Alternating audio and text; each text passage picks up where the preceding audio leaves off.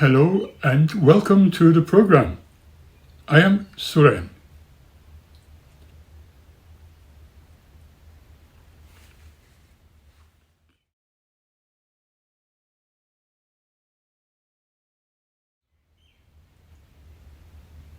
Now that I was completely free from Damon's tyranny,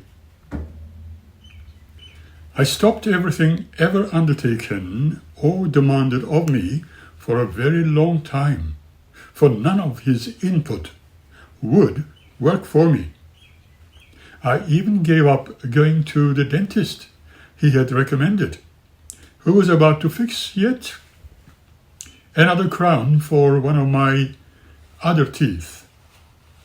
He was a well-known doctor in the Jewish sector of Melbourne. This dental professional was keenly interested in light aircraft and flying, and was fascinated with my interest in the same. Unlike Damon, who did not feel comfortable about it. I often chatted with this doctor about the how and wherefores of flying a variety of aircraft, from Tiger Moths to Cessnas. But for now, we needed to stop all that for a while, due to my inability to travel there at ease. Although I was quite capable of paying the expenses of repairing my dental anomalies. I sent him a courtesy letter explaining my situation, but have not seen him since. Around this time, having no immediate accommodation, Joan and her husband suggested that I could stay with them as long as I wanted, although Damon had hoped and wished I would be living on the streets without even any clothing on me. My real friends would never allow me to be miserable, homeless, and destitute, although I was certain that my ex-wife, just like her wonderful brothers and children, without any discrimination or prejudice, would. With no one to turn to, I had to accept their offer to stay at 119 Browns Road in Noble Park. At this time, Wilbur was living with one of his boyfriends, and I could occupy his room for a short while. The room I was to stay in was very small but endurable, and I wondered how Wilbur survived there. He had my artwork based on Frazetta's Bounty Hunter on one of the walls, bringing back some pleasant and not so pleasant memories. I was a little concerned about Wilbur, wondering how he would take me staying in his room if he decided to return. But Joan assured me that it was not likely to happen anytime soon. When Claude came to see me while I was still living at Orong Road, he promised he was going to visit me again when he was in Melbourne next. I had no way to contact him because he never disclosed his address or phone number at that stage. And I did not even find his sister's details in Perth. If by any chance he tried visiting me, he would discover that I had left and could not be easily found. His surname, changed by his strictly witness mother, was not going to make things easy. For example, how could he claim to be my son when he had totally different names? I was still surprised by him jokingly asking me to pay his wedding expenses when he got married with his European girlfriend after our visit to Ripon Lee. What also amazed me was that I had no contact with my daughter Birgit, after I had given her a cassette recording of one of my radio programs, wherein I spoke about my theories over what others were pondering for centuries, that human life was still like a puzzle, and who knows, maybe we had chosen our parents before being born. But she had bitterly opposed the idea after listening to it. With Magda, who found it to be pagan worship under the dictates of Satan the devil, like all the other Eastern philosophies, she said, everything I was saying was listenable until dear Mum heard my words about us having chosen our parents before birth and could not any longer listen to the satanic wisdom. Therefore, she had to return that recording back. From then on, we had no communication for a very long time. Obviously, she was listening to the advice of her all-knowing and never-judging mother. In fact, I knew with absolute certainty that Magda preferred her son and daughters to have no communication with their father, who she considered as a devil worshipper and an everlasting liar. Knowingly or unknowingly, she turned them all against me, considering her deeds as Jehovah's righteousness. Remember, the witnesses oppose anything and everything which sounds outlandish. After all, Magda, like her witness brothers and sisters around the world, must support and provide the 8 members of their organization to build their empire in the States and survive. When Birgit somehow managed to contact me, after many months, over my mobile phone, she said she was likely to visit Melbourne, asking if she could meet me in town or come to my Browns Road address. But she never came, and probably even lost the address I gave her. We lost contact altogether. I already had too much on my plate to worry about. I could stay at Joan and Willis as long as I needed, although Joan would love to have my company forever. But I felt a desperate need to find different accommodation.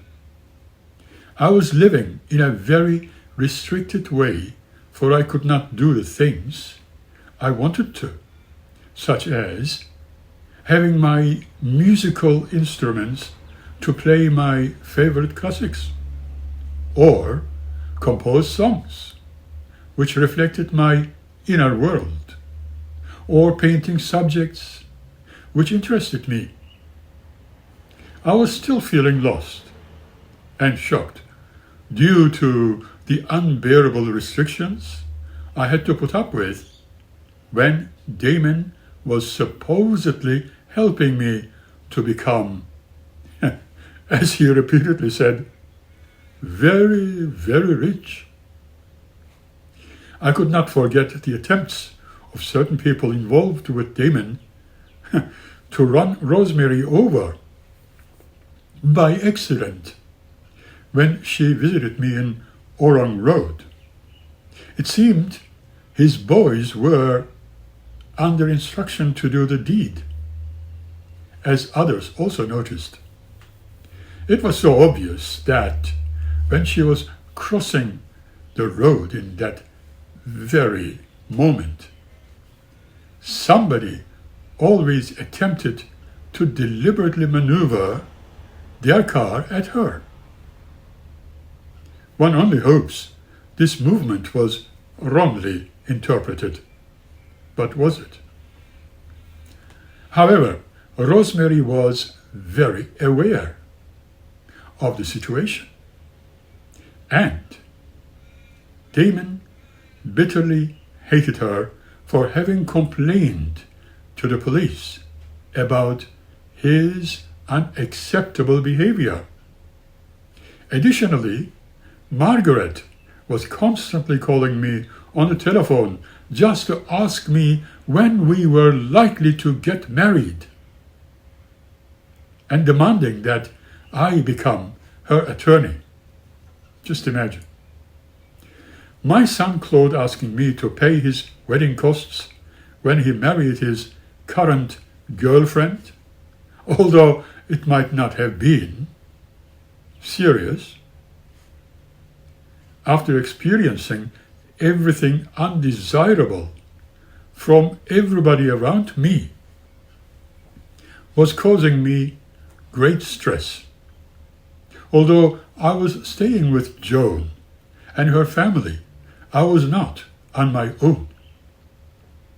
As a guest, I could not live my life as I needed to, and I still felt as if I was in a dull coma.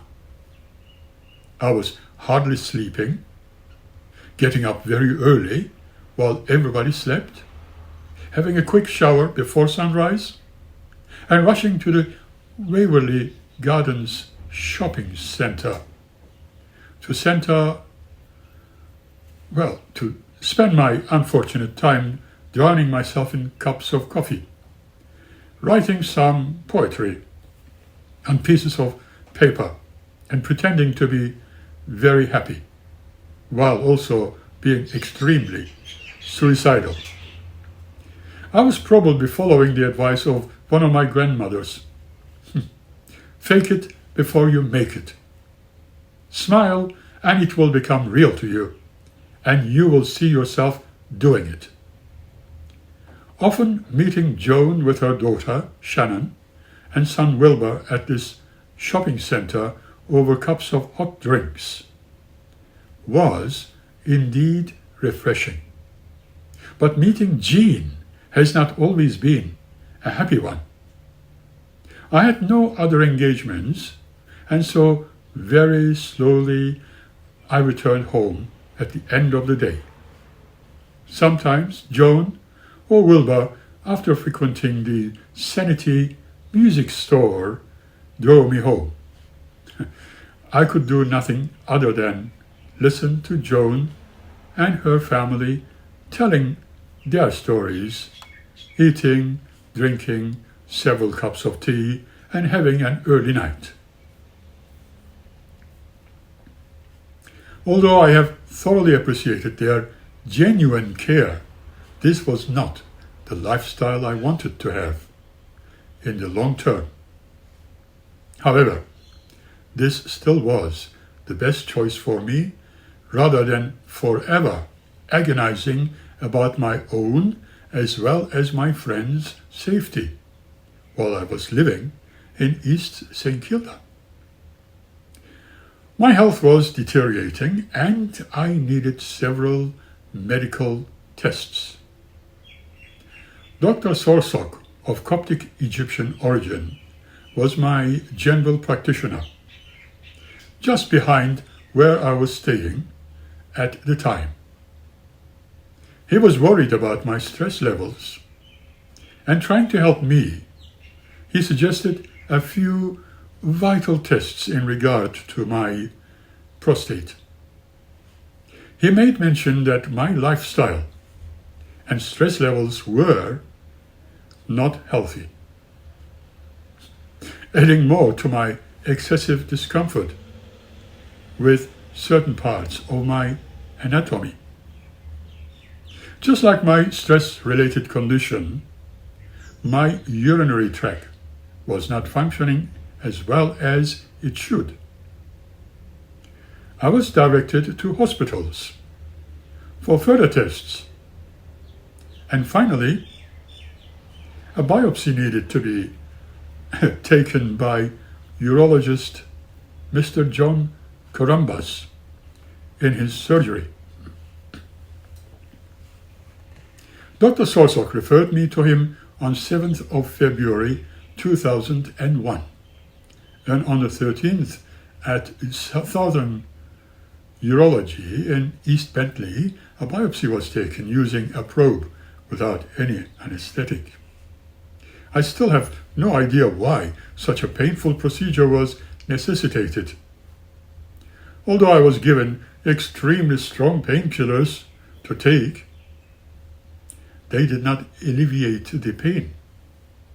I could obtain the results either from their surgery or from Bellbird Consultancy in South Blackburn, but the reports were not to my liking, as my prostate was unnecessarily enlarged, and we needed to keep an eye on it.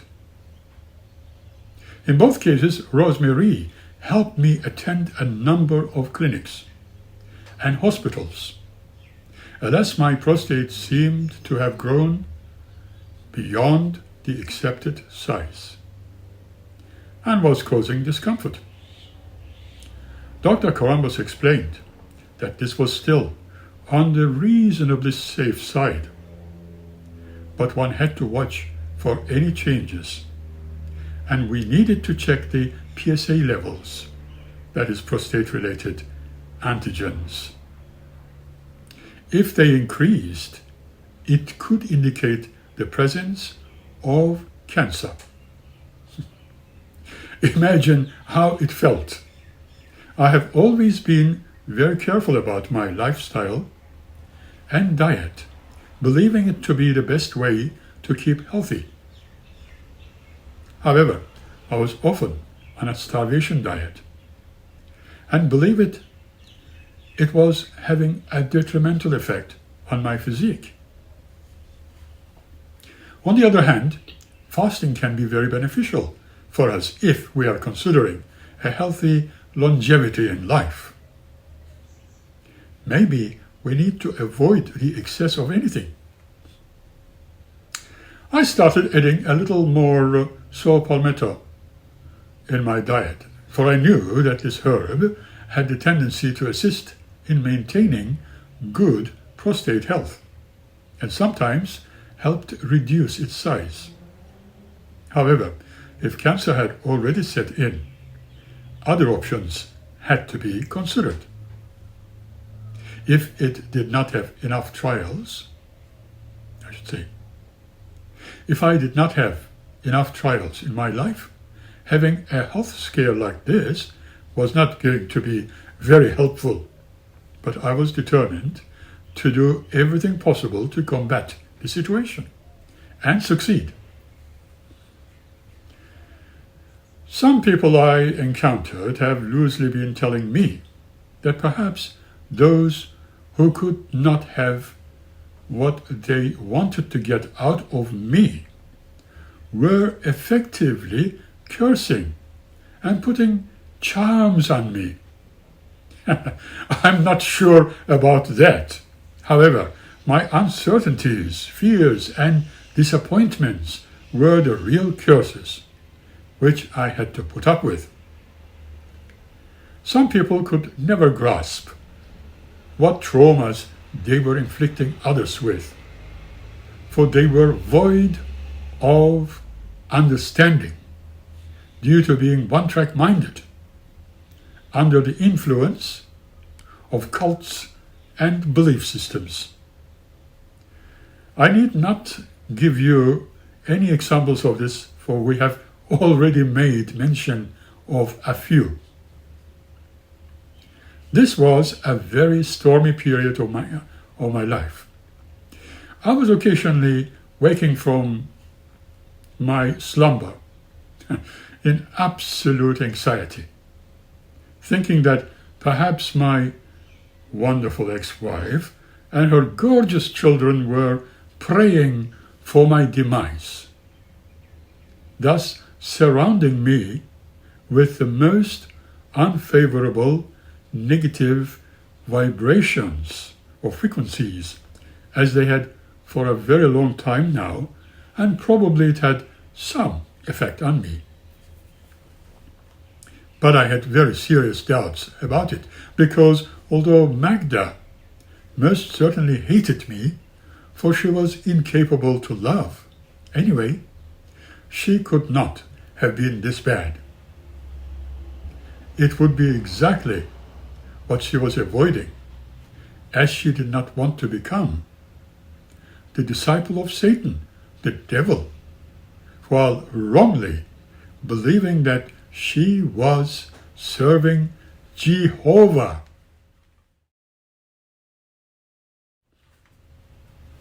To tell you the truth, as I honestly thought of her then, especially after she changed her looks, she looked like an evil witch, with her thin silver white hair and penciled eyebrows. I was unsure about her children, for they were full of lies. However, since I was never superstitious, like certain cults and certainly Jehovah's Witnesses, I could not expect it from my first love, whose love had to grow. I remained dependent on medications for my mild asthma, and now, needing to take a few more. It was not going to make much difference to my lifestyle. I needed to have more regular checkups, blood tests, and live in a stress-free environment. I became more frightened of life as time went by, and now I was also excessively frightened of death. I tried to forget my current dilemmas by putting my mind on other interests.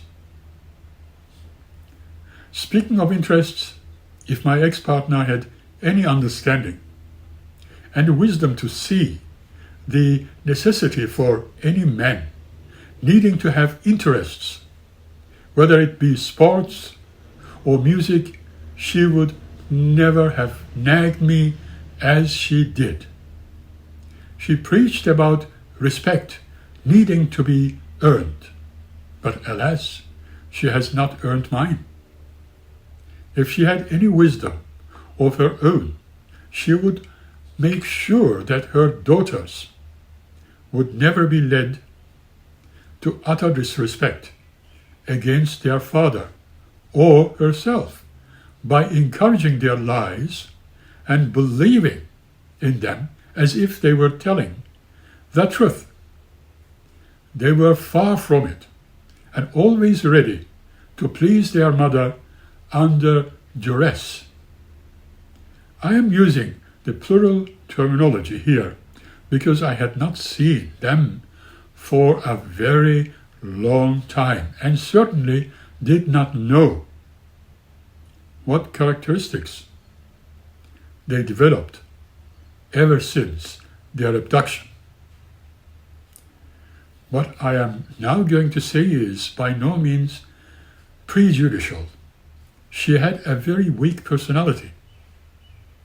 And unfortunately, Jehovah's Witnesses have taken advantage of it. Whatever I now tried to do was not very helpful. I was still in a dull coma and could not even put some paint on a brush to create art. I decided to do some part-time tuition for people who were interested in drawing and painting, but could not afford to pay for art classes. Interestingly, a nearby Uniting Church was looking for a volunteer tutor for an art class, which mothers who stayed home to look after their babies could easily attend. I thought that it would be a wonderful opportunity to practice art once again. After an initial interview with their coordinators, which I attended with Joan, I was given the keys to the church, and I was to be responsible for opening and closing the doors when those classes were conducted.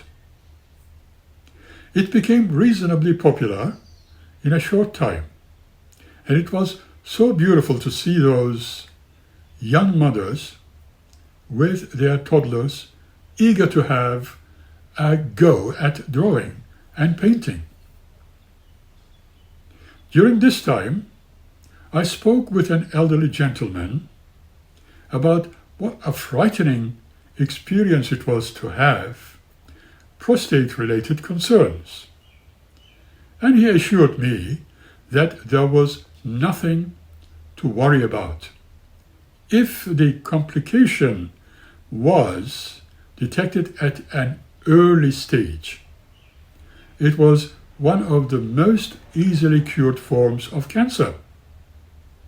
He himself had such an operation and was very happy with the results. It was when I began to think in terms of having a good chance of surviving this ordeal. After some time of going there with Joan, I started spending time with Rosemarie at those classes. Joan had other concerns at the time, such as having to smoke with her close friend Jean at her place and even gossip a little. I suppose that was their need.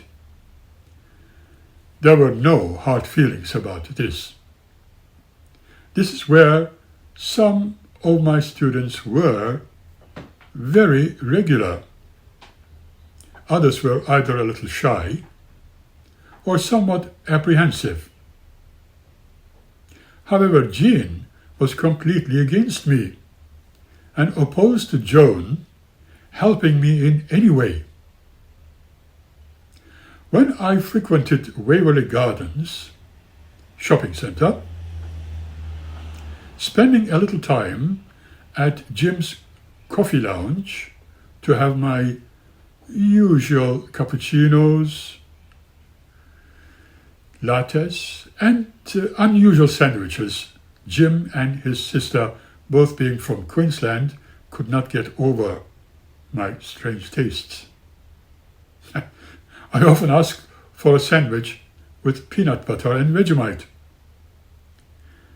His sister, who was once a nurse, used to make the sandwiches when she was helping him. They were friendly and asked Joan and Wilbur how it was possible that this very well educated and cultured gentleman had strange tastes in food. When I discovered their curiosity in regard to my choice of sandwiches, I told them that perhaps I was an alien from another galaxy, thus making them both have a good laugh. In another area of the center, there was a well-established bakery, the proprietors of which were Jehovah's Witnesses. They were keen talking to me about the kingdom and the end times, using every opportunity to preach to people. When they discovered I had some involvement with them in the past, they began inviting me to their kingdom hall. I had been buying my freshly baked bread and rolls from them, and they were extraordinarily happy when they saw me. Naturally, they did not realize that I was disfellowshipped and shunned, and a lot of things were being spoken against me. I was not going to enlighten them. Sometime later, they moved out to somewhere else. My lecturing assignments were not as often as they used to be, for I was still invited to do them on a sessional basis, thus forcing me to look for additional part-time employment, which was becoming extremely difficult. With my current health condition, it was very hard to obtain the right kind of employment. On the other hand, I desperately needed to establish a different and more permanent accommodation. I pondered about how expensive such a move was going to be, but rejected getting cold feet. I frequented a few familiar estate agents. In the meantime, after visiting Rosemarie's flat in Kelvinside Road, we had a discussion about better accommodation. Where she was at the time was not right for a cultured and well-educated person like her. But it gave me some idea how it would be like when living in a unit of that kind, if there was a suitable dwelling available. Its size was not bad, but the whole place looked bleak, cold, and very clinical indeed. I did not think she was too happy living there, although she expressed herself as if being content. Maybe she was happy with her neighbors, but from time to time she spoke about preferring to live alone, and I could understand that too well, because I was happier that way, especially after my children left me. I had a strong feeling that Rosemarie wanted to move out to somewhere else, and even a different suburb, but was not desirous to share a property. I never thought of sharing a place with anybody either. We spoke further and pondered that if there was a house with a bungalow at the back, we could occupy the place easily and share the expenses. If that happened, I was willing to settle in the bungalow, for it would be easier to keep it dust-free and clean and would not interfere with her private life. But she said she could happily live in the bungalow, although she never thought of sharing a place with someone else before. She was very happy with the idea.